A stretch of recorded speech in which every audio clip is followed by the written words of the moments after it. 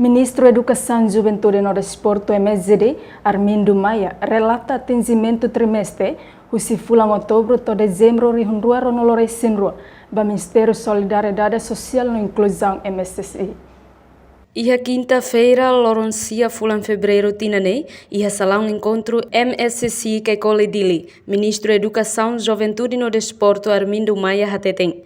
Relata quando a exame nacional, inaugura a escola Cianolo Racing Hat, nebe halau iha fulan janeiro, iha bacau. Finaliza a preparação e atribuição Bolsa Mérito, inclui finaliza a distribuição mesa cadeira, hamutu rihun ruanolu.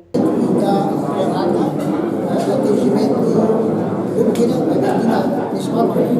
ainda marca exame nacional, ainda marca consegue finalizar a escola, 24 escolas,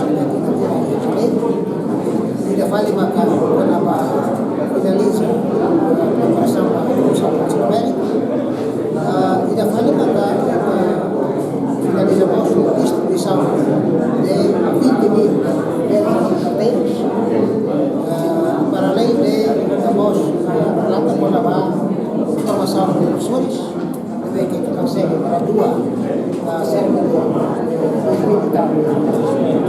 2.500 para bacharelato e cerca de 4.000 também que há formação intensiva de língua portuguesa. Para o atendimento também que